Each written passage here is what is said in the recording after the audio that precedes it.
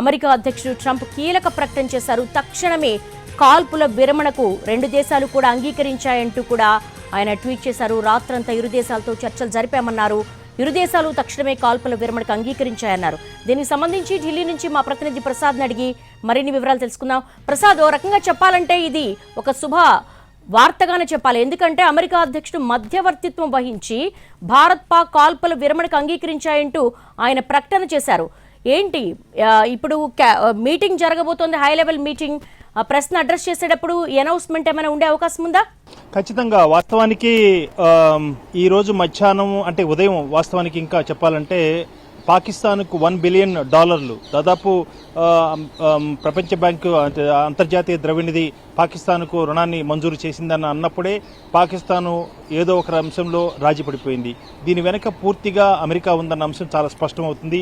ఇప్పుడు అమెరికా అధ్యక్షుడు Donald Trump ప్రకటన చూసిన తర్వాత పాకిస్తాన్ కావాల్సినంతా కూడా పూర్తిగా ఆర్థికపరమైనటువంటి తోడ్పాటు, తీవ్రవాదాన్ని కానీ ఇతరత్ర సైనిక చర్యలు కానీ ఇవన్నీ కూడా ఆర్థికపరమైన అంశాల చుట్టే తిరుగుతున్నటువంటి పరిణామాలు.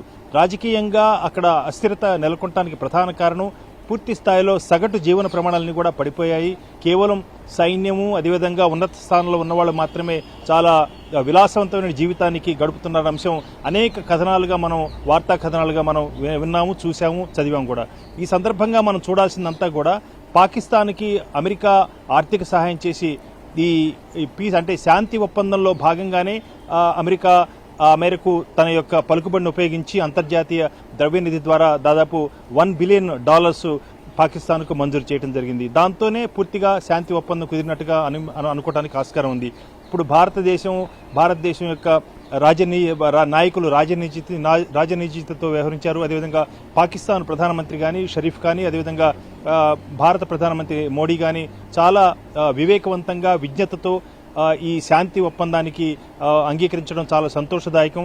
దీన్ని నేను అభినందిస్తున్న అంశాన్ని కూడా డొనాల్డ్ ట్రంప్ తన సామాజిక మాధ్యమం ఎక్స్ వేదిక ద్వారా ఈ ప్రకటన చేయడం జరిగింది. మొత్తంగా చూసినట్లయితే ఖచ్చితంగా అమెరికా పూర్తి స్థాయిలో మధ్యవర్తిత్వం వహించింది. ఆ మేరకు తొలి రోజుల్లోనే ఉగ్రవాది దాడి జరిగినటువంటి తొలి రోజుల్లోనే డొనాల్డ్ ట్రంప్ భారత్ ఏం చేయబోతుందో నాకు తెలుసు అన్న అంశాన్ని చెప్పడం జరిగింది. అదేవిధంగా దీన్ని అతి త్వరగా పూర్తి చేయాలని కూడా ఆకాంక్షిస్తున్నానని చెప్పి కూడా డొనాల్డ్ ట్రంప్ తన ప్రకటన ద్వారా చెప్పడం జరిగింది. కాబట్టి వీటన్నిటికీ ముఖ్య కారణం అమెరికా మొత్తంగా ఏం జరుగుతుందన్న తెలుసు, ఏం జరగాలో తెలుసు, ఏం జరగబోతుంది అన్న తెలుసు, ఏం జరగాలి అన్న అంశాన్ని కూడా నిర్దేశించి ఆ మేరకు అమెరికా మధ్యవర్తిత్వం వహించి పాక్ భారత్ల మధ్య ఈ కాల్పుల విరమణ ఒప్పందానికి అంగీకరింపు చేయడం జరిగింది.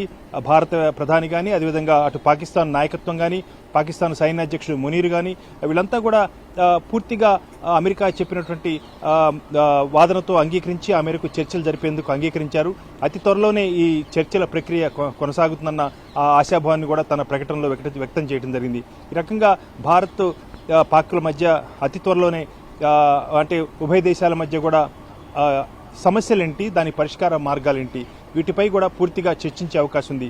పాకిస్తాన్ ఈ శాంతి ఒప్పందానికి అంగీకరించడానికి కూడా ప్రధానమైనటువంటి కారణం సింధు నది జలాల వినియోగానికి ఏమాత్రం కూడా అవకాశం లేని పరిస్థితి ఏర్పడింది. అక్కడ స్థానికంగా ప్రజల్లో అశాంతి గనక నెలకొన్నట్టయితే ఆ మేరకు రాజకీయంగా పెద్ద అస్థిరత నెలకొనే అవకాశం ఉంది. కాబట్టి పూర్తి స్థాయిలో ప్లేటు తిరగబడే అవకాశం ఉంది. కాబట్టి పాకిస్తాన్ ఈ అంశానికి అంగీకరించింది. ఆ మేరకు లోపాయికారి కూడా అమెరికాతో ఈ శాంతి ఒప్పందం చేసుకునేందుకు గాను కొంత చర్చలు కూడా జరిపినట్టుగా మనం అనుకోవడానికి ఆస్కారం ఉంది.